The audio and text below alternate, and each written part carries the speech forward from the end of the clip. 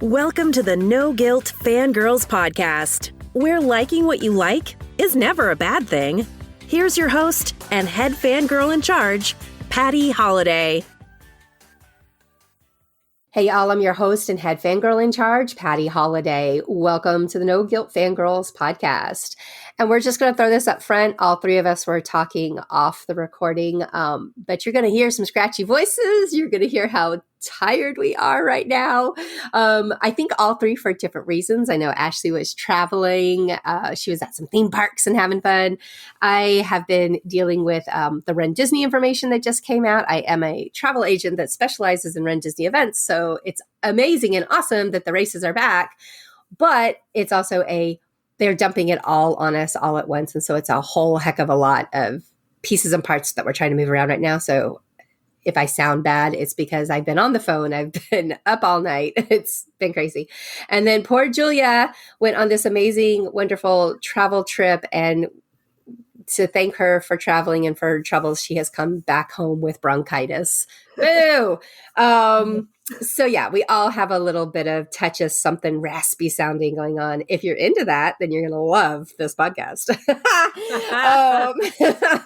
So if you're new around here or you haven't had a moment to leave a 5-star rating or review, I'd appreciate it if you do it. It helps other fangirls and guys find us. And you know it is no fun to fangirl alone. So here we go. This is episode 4. The one where Kate just reached in, grabbed our hearts like in that old Indiana Jones movie and just ripped it out and said, "Aha!" Stomped on it, put it. Yeah, it was mean, Kate. That was mean. But anyway, we're gonna get to that. We're gonna recap and discuss what happened and how we felt and what was going on. My guests, as always, are Julia and Ashely. Ashely is our resident comic book geek, and so she's probably got some thoughts to share with us on what we saw and where we're going, because there was an end credits scene that I have hashtag all the questions about. So I'm hoping she has hashtag all the answers. Hey, Ashely, introduce yourself. Hey, everyone. I'm Ashely Saunders. You can find me at withashleyandco.com, on Twitter at thatashleyaaron, at cbr.com, and on my own podcast, The Geek Girls Universe. Awesome. And Julia. Julia is our resident Tom Hiddleston fangirl. She loves Tom in all the ways, and she's going to tell us about some of these moments that just broke our hearts. And can we just throw the Emmy at him right now? Just give him all the flowers. Give him everything he wants. He deserves it all. He deserves it. I seriously kind of zoned in on him quite a few times during this episode in particular, that I think in other episodes I'm just like, oh, it's Tom Hiddleston, he's so great, blah, blah, blah. But these times I was like, wait, whoa, let me watch that again. He's so expressive. It was good. It was, yeah, I could swoon over him all day. All day, every day. Yes. What's that movie where somebody, there's these two guys talking to each other and the one says, "I'm sorry, I just got lost in your eyes." I mean, literally that's yes. Side note, Julia, I was scrolling through Twitter yesterday, as one does, and there was I ran across a couple of people who met Tom stage door type situations, similar to your experience, except the couple that I did see, I saw this one lady, she's there's a group of them. There's 7 ladies all with their phones up trying to take selfies with him.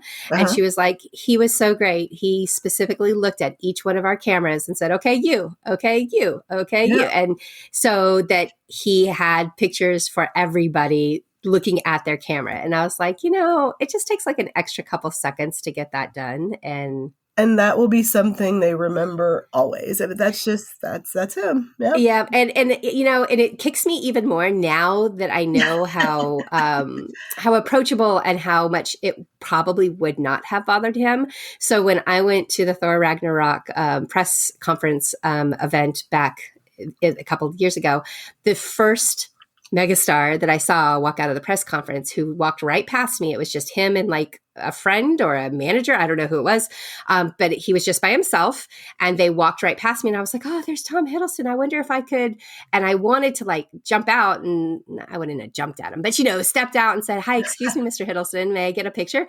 I wanted to ask that, but I was like, oh, I don't want to bother him. Like he was just walking. And so I didn't. But now that I think back at it, I'm like, you know what? I bet he would have absolutely been lovely about it. But like, absolutely, sure. Go ahead. Let's take So this is really funny. This week, my husband had lunch with a coworker who revealed that his daughter actually worked on Loki.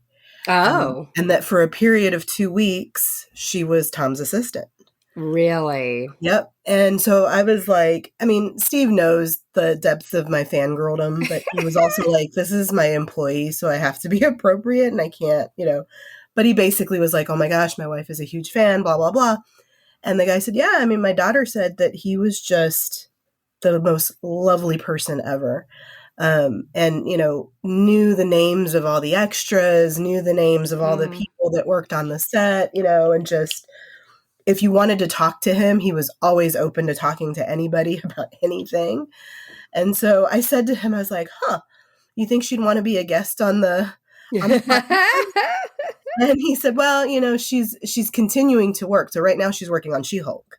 Oh, that's so exciting. Yeah. So I was like, okay, understood. Don't want to go like blow up her spot if she's got to going. But I was like, drop that bug in her ear that when she's done doing her thing, we would love the inside scoop. Yeah, if she's not, but on anything. Yeah, no, if she's not under and if she can speak without being under an NDA, of any sort and feels comfortable doing it, we would just love to know what it's like to spend time with these superstars. Funny, I have a Tom story too, like adjacent Tom story. On our podcast, a friend of ours was in the show. He's the guy who has Loki sign off on everything he's ever said. Oh, really? Yes. I didn't know you knew him. That's awesome. Yeah, so his name is John. He's in Cobra Kai too, so it's funny. He's been in several different fandoms. But yeah, he was telling us about working with Tom. And he said he was sitting there like the first day he met him. Tom was walking by and he stopped and he because he hadn't met John yet. So Tom stopped and was like, hi, I'm Tom Hiddleston. Like, no kidding. I know.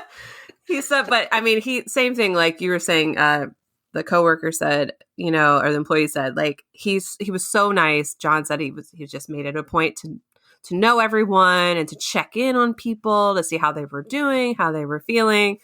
And that it was just absolutely like, the best. He was one of the best people he's ever worked with.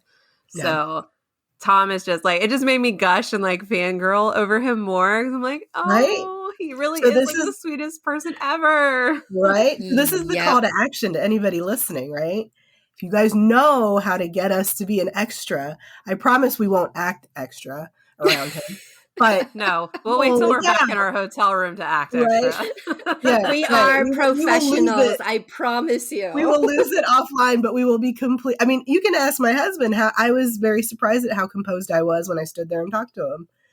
Afterwards, I like burst into tears and, screamed in the middle of the streets of New York City. But one does.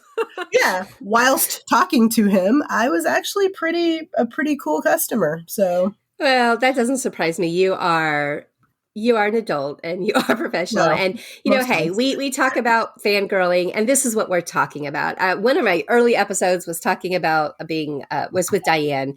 Diane is one of our favorite lifelong fangirls. Like her mama was an original fangirl. This is one of those fun episodes. If you guys ever want to just go back and listen to that, I loved all the stories that Diane was able to share. But one of the things she said was like, we're talking fangirling, not like stalking. I am not going to show up in some star's like kitchen making them breakfast. You know what I mean? That's not what we're talking about.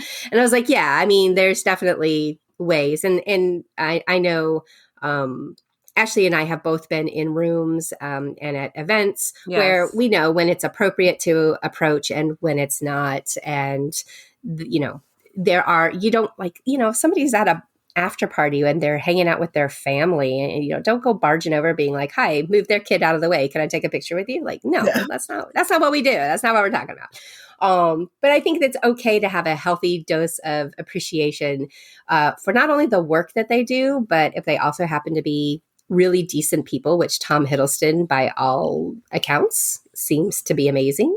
Yes. I think it's okay. I think it's okay to fangirl, which is why we're here. Yes. All right. So let's dip into this episode 4 because it is... Oh, man, do we have to? Oh, my gosh. We love the heartbreak. Gosh. Oh, and I'm going to say this up front. I'm going to say this right now. Anybody that is listening, and if you've made it this far, there's probably going to be some expletives. Yeah. And so I am giving permission to both Julia and Ashely, if they feel the need to let something fly, y'all go for it, because I know I was texting Julia some high level four letter words while I was live watching this, because I knew she'd already seen it. And Ashely, I wasn't sure if you had stayed up for it or not, so I didn't bug you with it.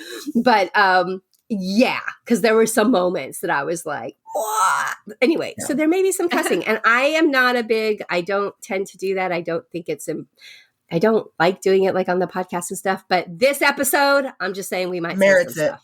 It does. We might say some stuff. So as always, I'm going to let Ashely take it off. She's going to kick things into gear and start with just where did we leave off and where did we start going in this one? Okay, well, we left off last week with Loki and Sylvie trapped on Lamentis. The world is ending. They have no way to get off. And we kind of had our theories about how they would get off. But this episode started in the past. And we're at Asgard, but not our Asgard. It's Sylvie's home. And we see her. She's just a young girl playing in the throne room. Just being a kid. And then all of a sudden, Hunter Renslayer shows up and takes her from her home, charging her with crimes against the sacred timeline.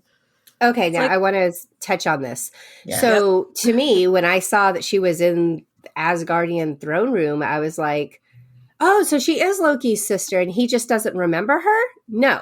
What you're saying is separate timelines, just like there's multiple Lokis, there's multiple timelines maybe? Yes. Okay. See, I know I keep going back to it, but I can't grasp myself. All right.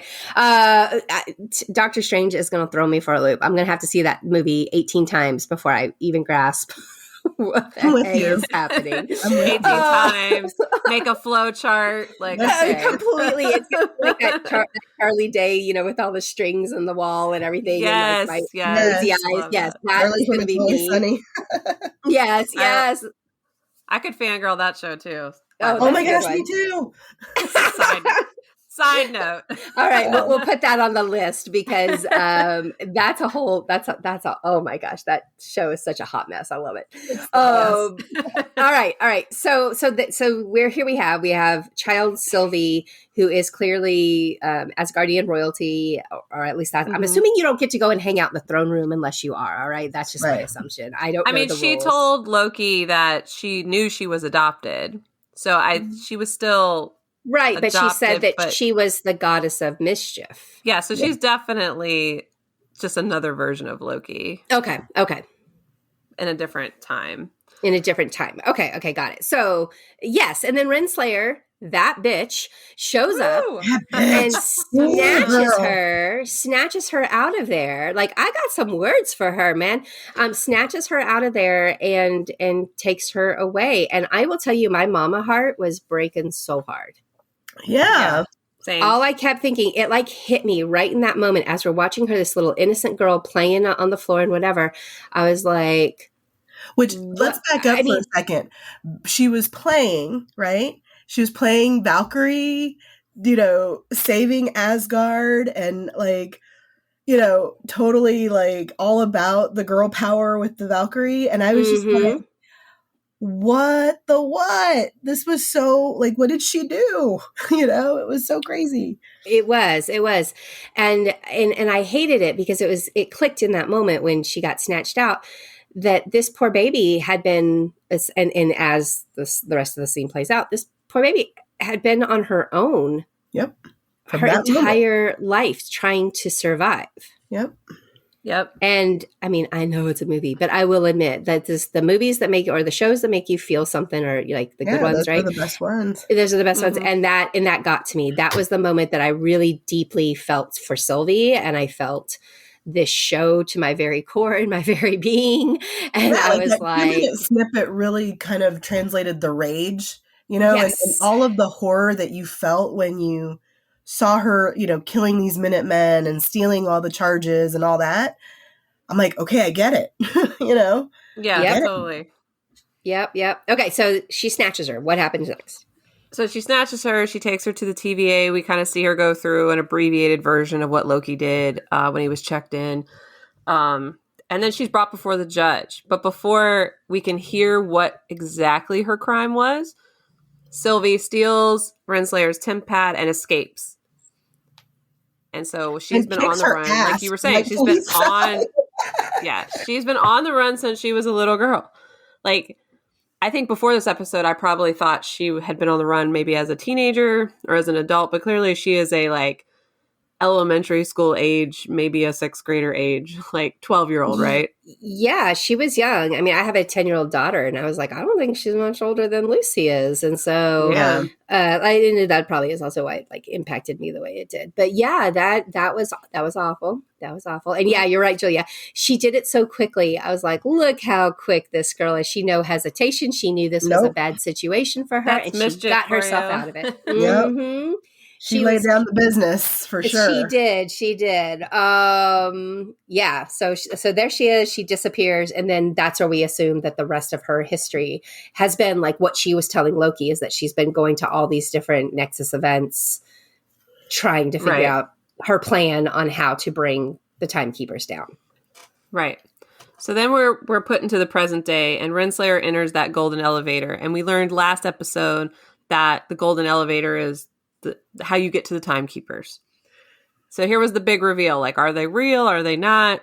Now she steps into a foggy, misty room, and there are 3 floating throne beings kind of chilling, outlined in red. There's definitely something in the room, but we'll get to that later. Mobius is waiting for her when she comes back out. He's like, oh, how was it? How are they? And she's like, they're so upset. And that variant was right here. And they're so mad. She could have gotten to them. And, Loki's only out because I gave you permission. And this is a mess. And so Mobius is like, well, hey, like, let me talk to Hunter C20. Like, I feel like I can get some, some kind of insight into it. And Renslayer says that Hunter C20, and that is the hunter that Sylvie had taken hostage in the previous episodes, and kind of gathered the information from her. The one that was at the margarita bar. Right. That she is dead. And so she's like, look, she's dead. You need to find these variants ASAP.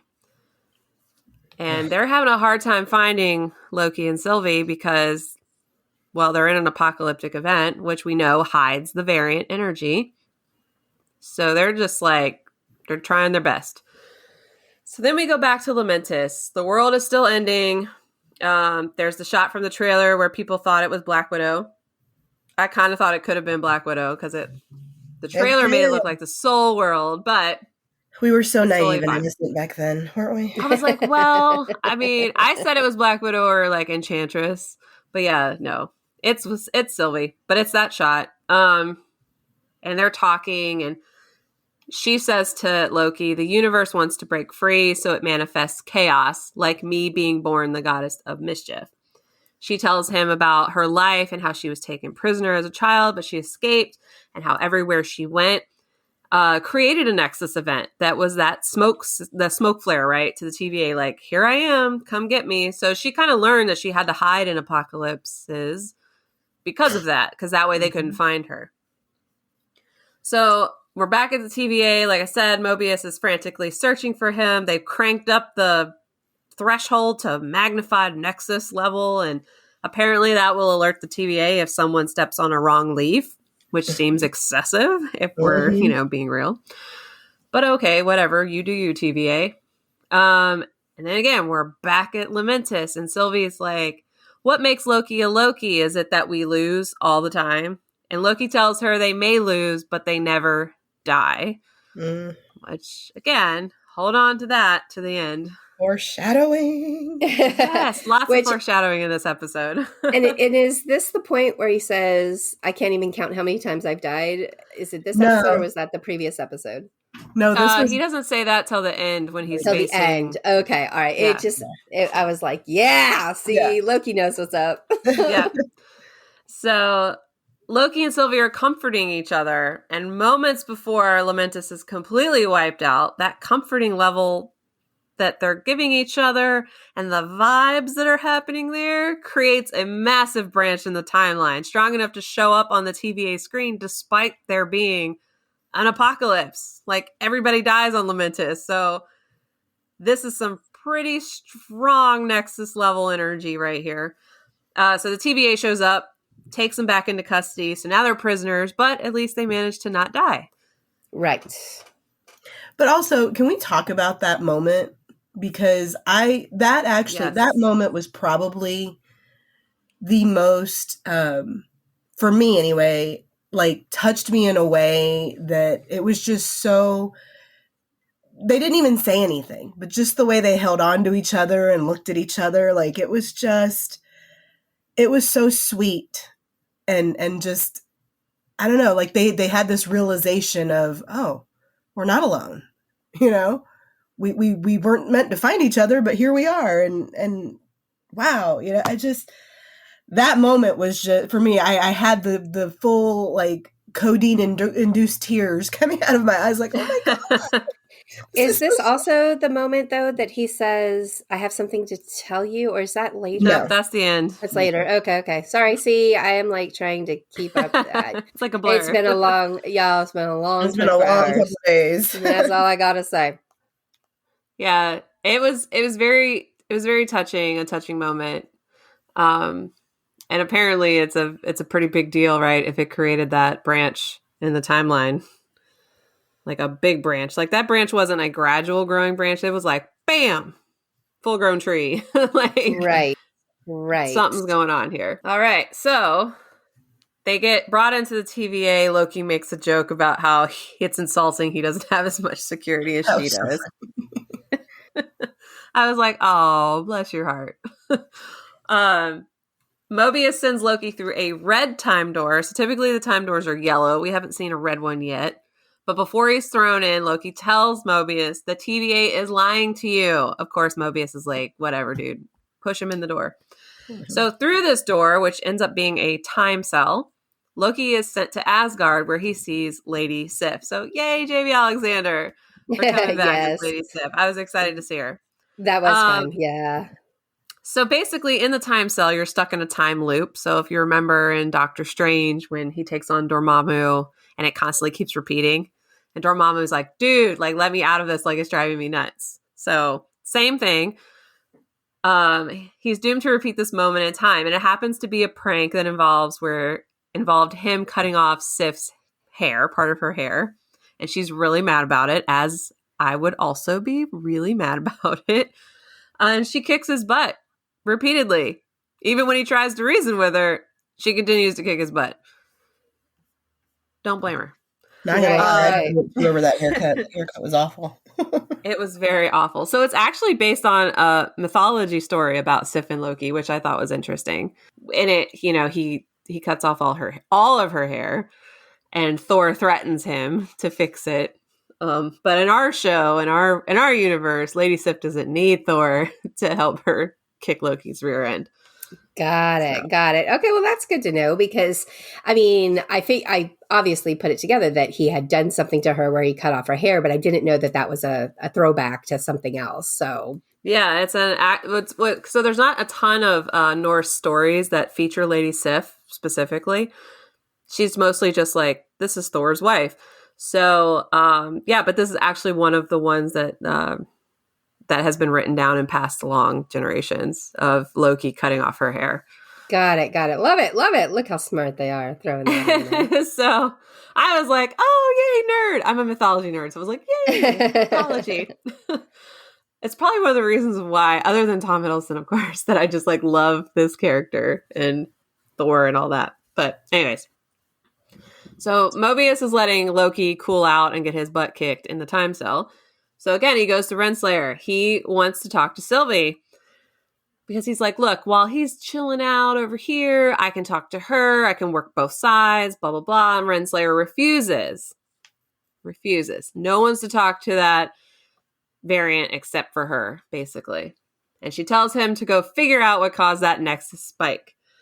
So Renslayer, I have called her to be sus from the beginning. She is the one who obviously took Sylvie in as a child. And like, for her to be like, no, you can't talk to her. I was just like, more suspicion is just like all around you. You were so sus.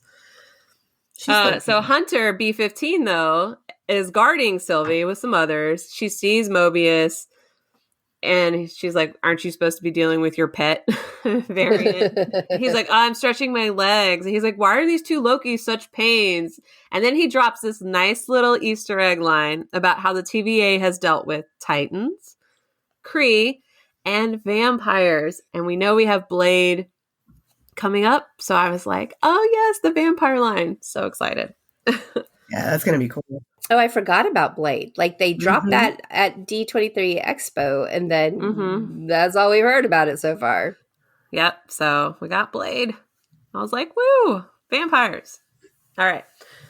But she does ask Mobius if Loki said anything to him. And he's like, yeah, Loki said the TVA is lying. And she gives him this look that's very interesting. She clearly is thinking something, and what he said maybe confirmed it or heightened her suspicions. She also asks about Hunter C20, and Mobius does not tell her that she's dead because Renslayer said, don't tell anybody that she's dead. So there's, again, sus. Loki finally gets Sif to stop hitting him, and Mobius brings him out of the time cell to talk. He wants to know what caused the Nexus event on Lamentus, and Loki being Loki, one, he denies everything. Then when Mobius is like, oh, well, I'll just send you back in with Sif, he's like, no, hold on. Like, all right, fine, I'll tell you. But then he tells him that it was all his idea, so he's protecting Sylvie. He makes all these claims about Sylvie visiting him and that she's a pawn.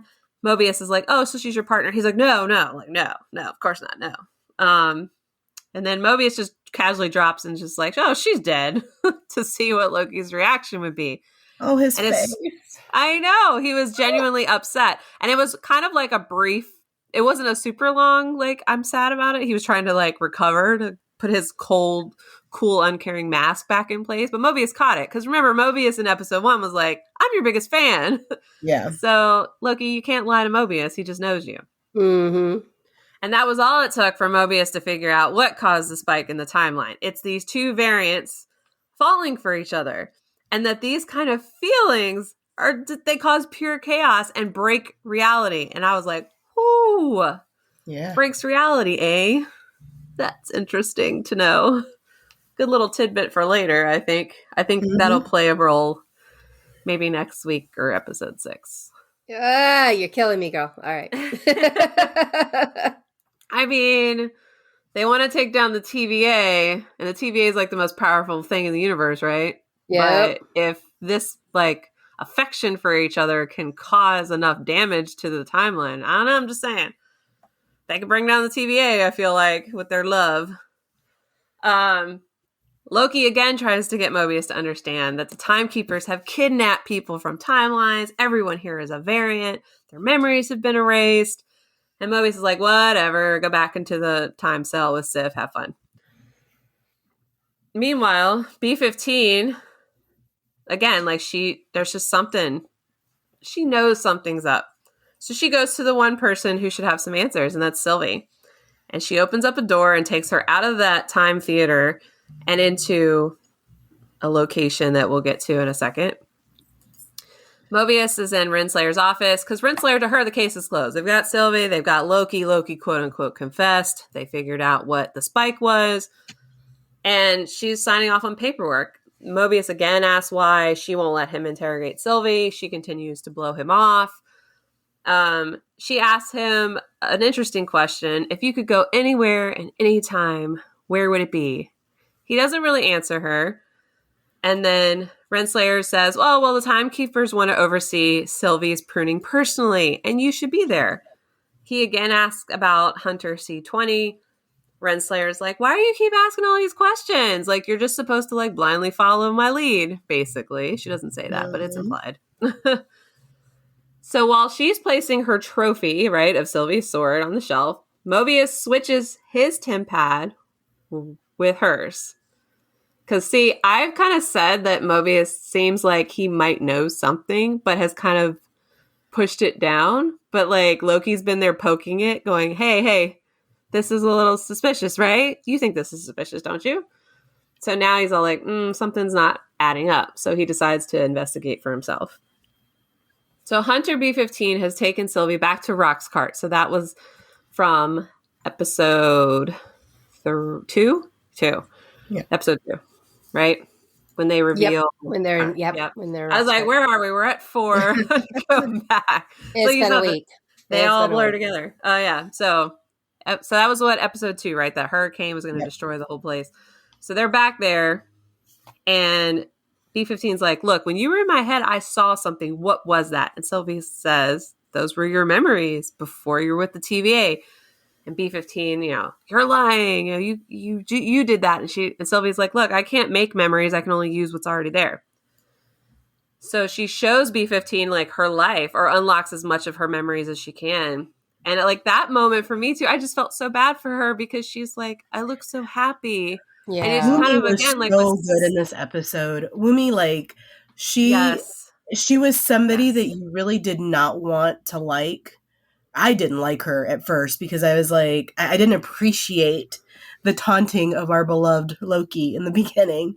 But, it was like in that moment, I think she discovered empathy for these people that she had been hunting so aggressively, right? And she began to like realize, oh shit, this is not really what I thought it was or what I signed up for. And, a glimpse at my past life where I was actually happy. Like, she did such a good job in this episode. I loved it. I actually retweeted something today because I was like, we stan. She's awesome. More of her, please. Yeah, I feel like we've just gotten such a small amount of her that this was a really powerful and wonderful thing to behold, watching her on screen. And I loved it too. It was a good moment, but it was also so heartbreaking. This was another one of those moments where I was just like, wow, like it's all coming together on how truly evil the TVA appears to be, because they have ripped all these people from their lives. And in this particular case, she's like, I was happy. Like she even says, it's not like we just assume she had a good life and they took her from it. Like she straight up says, like, I looked happy. And Sylvie's like, yeah, man, they've been lying to you. Again. Yeah, it was so sad. It really was. It really was. And it was a good moment. Lots of, like I said, this Tom Hiddleston does not lie, y'all. And he warned us. He said, episode 4 and episode 5, like we're in for it, man. We're in for it. And we got it. We sure got it. Mm-hmm. All right. So Mobius, using Renslayer's TemPad, tries to find out the truth about C20. And at first he sees that her status is deceased. And it looks like he's going to drop it there because he's like, oh, well, she didn't lie about that. But then, that little inkling led him to the interrogation video that was also stored on the TemPad. And in it, C20 is recalling her memories and she's going, it was real. That place was real. Those memories were real. I had friends. I had a life. I liked drinking margaritas, like whatever. Like this was my life. And, I'm a variant. We're all variants. And Renslayer is the one interrogating her. And she's like, all right, well, we're going to stop this right here. And her face is clearly on the video.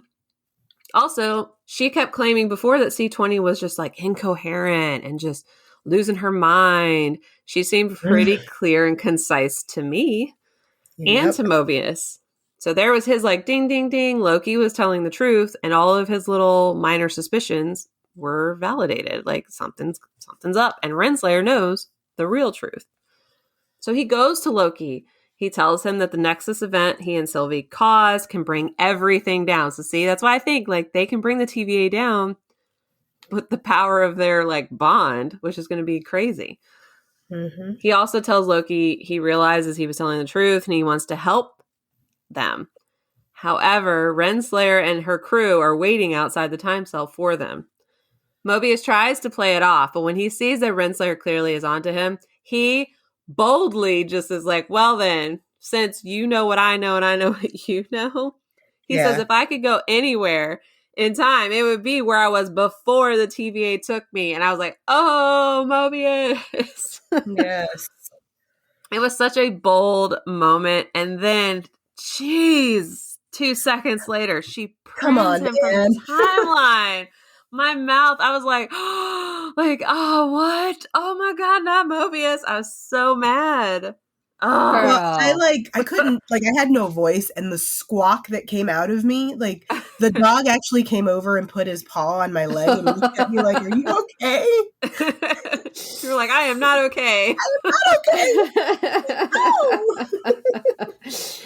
Yeah, I'm reading my text to Julia, and I just said, WTF, man. Yeah. Let's see. Oh, I quoted her. You can be anything you want to be, even something good. Aw, Mobius. Oh, F. 30 seconds later. F me. Yep. And then Julia's like, bro. And the look on Tom's face, after that happened was mwah, it's just so good. And then Julia, I was screaming and crying, and I was like, yes, and we're all capsing each other back and forth, and she's all effing Renslayer, and I'm like, yeah, let's get her.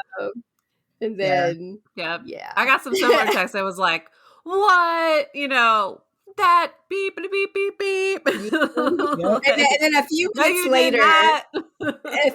later, the texting continued. But we'll get to that. But it was full of expletives, and Julia and I were just like, "What did she do?" I know, right? I was not expecting it just to be like, "Oh dang, not Mobius though. He's supposed to be So here was my thing. When Mobius went down, I was like, oh my gosh, it shocked me. And I thought, that sucks, because I really like this character. And I truly thought this was a finality. Dun, dun, dun. Yeah. Continue on. ... Yes. I think we all did until anyways. So Renslayer takes Sylvie and Loki into the golden elevator to stand before the timekeepers. Sylvie says, do you remember me? Renslayer says, yes. Sylvie wants to know, what did I do? What was the Nexus event I caused as a child that required you to remove me from my life, basically? And Renslayer is like, I don't remember. But she's lying. Oh, she was so snarky and such a biatch about that. Yeah. Just like Thanos. I don't even know who you are. Ugh. Yep. Whatever. Anywho, Sylvie and Loki are standing before the timekeepers, who do talk, so they aren't just like statues. They're talking to them. They call them cosmic disappointments. They sentence them to death. And that's when Loki says, well, I can't even remember how many times I've died, so good luck with that. And Sylvie's like, you're afraid. That's your problem. And she approaches them, and Renslayer tries to get her back using that time collar, right, where they can kind of rewind them. Yeah. But then it stops working because B-15, our girl, she shows up, and she frees them from their collars and throws Sylvie her sword. And then it's a fight. Renslayer and Sylvie fight. Loki takes on the other hunters, and they stand victorious, basically, by the end of that fight. And Sylvie takes her sword and she throws it at the head of one of the timekeepers, and the head comes off, and it's a fake. Oh, Wizard of Oz? Anyone? Huh. It's a mindless android. All three of them are. They're not real. Julia, give the call out. The call out. I'm sorry. I'm like, what? Huh? What Lindsay said. Oh my God. Okay. Yeah, this was the best. So as my friend Lindsay's watching this, because he and I have similar conversations when he's watching the shows because he's on the West Coast time, I get this text that says, not the timekeepers being great moments with Lincoln. And I Oh, no. And Lindsay's been on the podcast before, and he's hilarious. But yes, when I read that, I was like, dead. 1,000% perfect. From the Audio first animatronics. From the first scene, though, I looked at my husband when she went in the very beginning of the show. I looked at him and I said, those timekeepers look super Bush League. Like, that cannot be for real. Like, those, I mean, they look cheesy as hell. So I really hope that that's not, and then it was. So there you go. I liked it because I was like, validated. Yes. You're not real. I'm so excited. Sylvie calls them mindless androids. They're fake. So here's where you were thinking Loki starts to confess his feelings for Sylvie. But he doesn't know how to, right? This is a new thing for him. But before he can really get into it, Renslayer turns him. She kills him. And I was like, I mean, he said it all along, right? Lokis don't die. We obviously know he has to come back to continuation of the phase 3, right? Like he lives till Endgame or Infinity War. But I said there's no way they would kill off Loki because that's the name of the show. It's Loki. And for a split second when this happened, after I screamed, this effing bitch, what the fuck just happened? And I texted all this in all caps to Julia. So after I took that moment, I was like, wow, okay, so does this mean, because again, in this show, there's all these other Lokis. We know there's these other Lokis. And I thought, oh, they are so messing with us. They give us 4 episodes and then our Loki is gone and we're going to have to do these like B and C team Lokis. The older Lokis, the kid Loki. Yeah. No, I had read that theory last week and I was like, they better not. I better end this show with Hiddleston. I swear to God. And as much as I love Sylvie, she's not. You're not my Loki. She's not my Loki, right? And so hashtag not our dino. That's right. And so I had this these moments where I'm like deep breaths and I'm just like, they did this to me. Like I hate Marvel. I love Marvel. I hate Marvel. Like, why do you guys make me feel this way? And then I calmed myself down and I just watched to see how this played out because I had already seen, thanks to the wonderful people on Twitter, the warning that there was a end credit scene or a mid credit scene to watch. Yep. Yes. So I will admit, I hung my hopes on that, y'all. I immediately put my hopes on that something is not going to be as it seems. Because again, this is Loki, right? Like Loki always, something always comes through. So anyway, Loki's gone.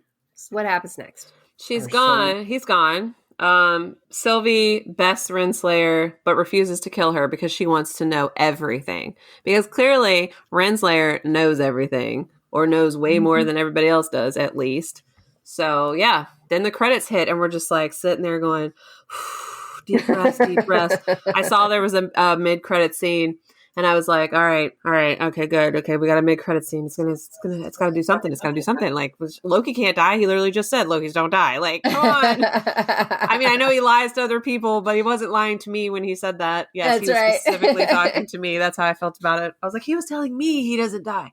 Right. Yeah. So we get to the post-credit scene, and Loki wakes up. So, whew, all right, deep breath. He's awake. He's somewhere. He's wondering, hey, is this hell? Like HEL. So that's the Norwegian version of the Norse version of that. And he looks up. Well, he hears voices like, hey, you got to come with us if you want to live. And he looks up and he finds King Loki or Old Loki or Classic Loki. He's the one that looks like he bought his costume at Party City. And then there's Kid Loki, Boastful Loki, and Crocodile Loki staring at him. Crocodile Loki, I lost it. And if you look in the background, you can see the remains of Avengers Tower. Yep. Which is super exciting. So yeah, and I'm sure. Do you have questions about who these Lokis are? Is that what Of you're referring course. to? Of course. Explain who any of these people are, because of course I don't know who any of them are. Okay. Well, to be quick, Alligator Crocodile Loki is not a comic book character. And neither is Boastful Loki, who is like the big guy with the Thor-style hammer. They are not in the comics as far as I know. And however, they'll be interesting to see, right? I mean, Loki's a shapeshifter. He can literally look like anyone and anything, any like creature. So alligator, crocodile, Loki, whatever.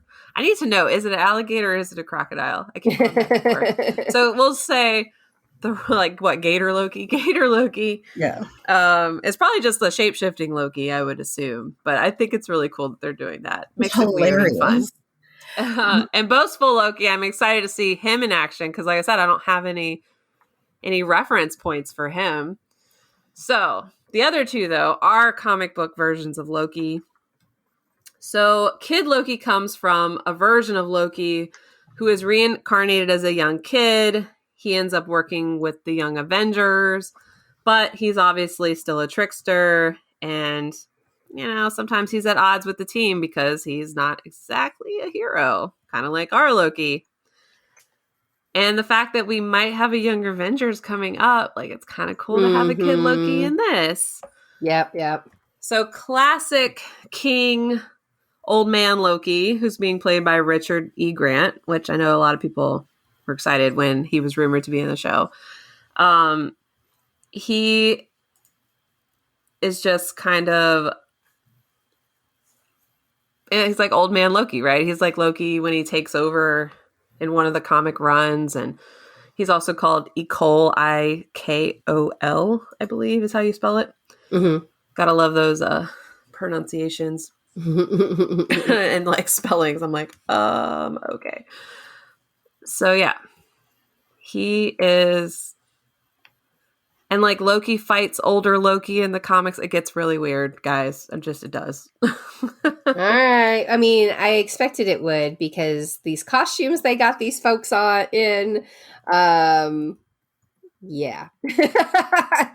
it was a trip. I mean, it was very brief and very quick, but that was what I was hoping for. That's what I needed to see was that first and foremost, our Tom Hiddleston version of Loki. He's safe. Is there and they specifically answer the question, am I dead? And they're like, no, but you will be, let's go. And so yeah. So really to point out in this scene that I saw this after I finished the 2 viewings of the show is that you'll notice when he wakes up, right, and looks, the scene is very much the same of the end of Avengers, right, when he's on the ground and the Avengers are all looking down at him.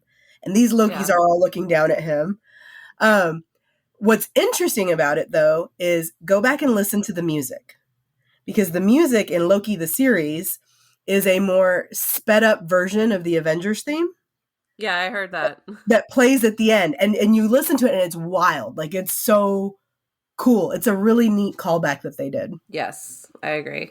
They're just so smart. Like all of this is just so smart. And I love how everything intertwines and, all of these things just make me so happy. And we're almost... They have to make us happy when they make us so angry at the same time. Yes, exactly. It's like I run a gamut of emotions in these shows. This is the best. I'll leave you with this. Well, not leave you because I'm sure we'll keep talking a minute, but the best line of the episode was, we may lose, sometimes painfully, but we don't die. We survive. Exactly. Right in the feels. Mm-hmm. Yes. All right. So what do you think is going to happen next? And because, Julia, it was you. Yeah. You pointed out that Owen Wilson is listed. Yes. As getting 5 episode credits. Mm-hmm. So that tells us that he's coming back in some way, shape, or form. I don't know what has happened to Mobius. Hopefully he is out there riding his jet ski somewhere. Because he wasn't in the last episode. So no. so 5 and 6. Oh, so that's right. That's right. We had that one Mobius free episode. So here we go. He's going to be in these next 2 episodes. Let's hope. Hopefully not as a callback or or as a memory. Right, as a flashback of any sort or whatever. Him. Yeah. We need Mobius to like be alive. So on a jet ski. On a jet ski, preferably. He needs his jet ski. I'm gonna be really sad if he doesn't get one. Just saying. I hope we find out kind of where he came from or what the deal is, because I now, of course, pique curiosity. So, what do you think? Where do you think we're going with this? We got 2 episodes left. Do you think they're going to successfully kill off the TVA, or do you think it's going to leave us in some? In other words, I expect it to be a full, complete story where it wraps up, just like WandaVision. WandaVision was a full and complete story that updated, or that completed. However, it obviously led us to the Doctor Strange movie that's coming out. We know that those are going to be connected. Obviously, with this one, with the timelines and yada, yada, yada discussions and whatnot. Again, could be also leading up to a Doctor Strange tie-in or something else. I mean, who knows what Marvel is thinking at this point. But my point is, do you feel like we're going to get more of an ending of, say, Falcon and the Winter Soldier, where that was just like a complete capsuled story, right? We got I wasn't left feeling, what's going to happen? I felt like, yes, there's more, and yes, we're going to get more, and that's awesome, and that's great. But there wasn't like an immediate need to, I can't wait for the next, I need to know what's going on. You know what I mean? That wrapped everything up very nicely. Whereas WandaVision leaves us on a little hanger, and you can't stop thinking about her. In fact, there's a whole big drama on Twitter about how they've changed the end credit scenes. I was going to say, did you see that they changed it? I saw that, and I'm laughing going, are we really just reaching, or is this like a real change? Because every time I look at it, I'm like, y'all, calm down. So I will be curious to see if any of that plays out. But I think it's also my small PTSD from watching WandaVision and thinking everything meant something different all the time, right? Like, I'm having a hard time trusting that this was an actual concerted effort to prove that something has changed in the timeline that maybe is affecting that scene because of, say, whatever Loki is doing. Who knows? Could be. I don't know. I'm starting to do the validity, the realness of this timeline. Yes. I don't think it's a thing. And I don't either. So we'll have to see what happens. But do you feel like they're going to wrap this up, or do you feel like, because it's Multiverse of Madness coming up, and obviously this has a lot to do with that kind of thing, do you think we're going to be kind of open-ended? I think some stuff will wrap up kind of nicely. Yeah. But I think overall it's going to be left with maybe more of a cliffhanger than Wanda did. Yeah. Because this ties into Doctor Strange, but also if they bring in Kang as like the real puppeteer, and he's got connections to Renslayer. So if they bring in Kang, like, this then ties it into Ant-Man and the Wasp. Quantumanium as well. And also, they haven't confirmed a second episode of Loki officially, right? But I've heard. No, right. No, but there's definitely been, like, strong statements. Yeah. Mm-hmm. So and it kind of would be, like, dumb not to do another one if Tom's in for it, because, like, I think, I could be wrong, but I really think this is probably their most watched show. Out of all of them. Mm-hmm. So, and they've all been, like, stupid high. So, like, that just tells you this is even more bonkers. Right.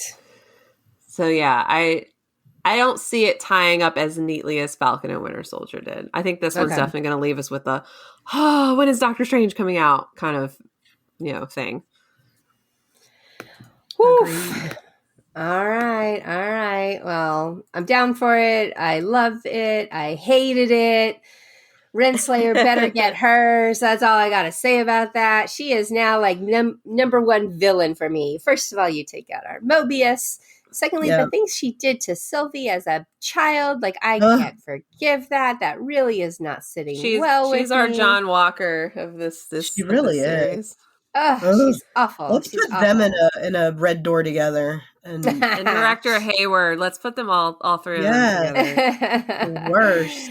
Yeah. One last yeah. thing, the music this episode, again, I know I called it out last week, but this week, yet again, they knocked it out of the park. Oh, for Oh, sure. seriously? The song at the end I was in tears because I was like, this is so perfect. I actually went and Yes. downloaded it to my Apple playlist. It's so good. So you Yeah. need to go ahead and release the soundtrack now. honestly. They're There's really. actually, so I'm really into EDM, dance type music, and I found a trap version of the Loki theme song, and it is everything. So good. All right. Well, we will be back next week, as always, hopefully with a little bit better vocal quality and a few less swear words coming I don't know. out. I feel like from here on out, there might be quite a few. Oh my gosh, I just couldn't help it. We will be back. So please feel free to share this with anybody, invite them along. The Loki series is one of the best things that has come to television in a really long time, and definitely worth taking a watch for. Don't forget, there's going to be some links in this episode that you'll want to check out, including Ashely every week puts out her Easter eggs and callbacks and whatever for her recap on her blog. And so we will have that in there for you as well. And we're here. We got a little bit more. Go ahead and subscribe, follow along if you want some more information about Loki and our thought process. And if you have some thought processes, please come join us in the No Guilt Disney Facebook group or the Marvel Moms Facebook group. You also do not have to be a mom to be in there, but come and join us. That's where we are sharing all the fun memes and having some discussions about all things Marvel. All right. Well, it's no fun to what's up? I'm sorry. Ashely, I found a name for alligator crocodile Loki. Oh, did you? What is it? Croaky. On that note, it's no fun to fangirl. It is no fun to fangirl alone, so be sure to invite your friends. Bye, y'all. Bye.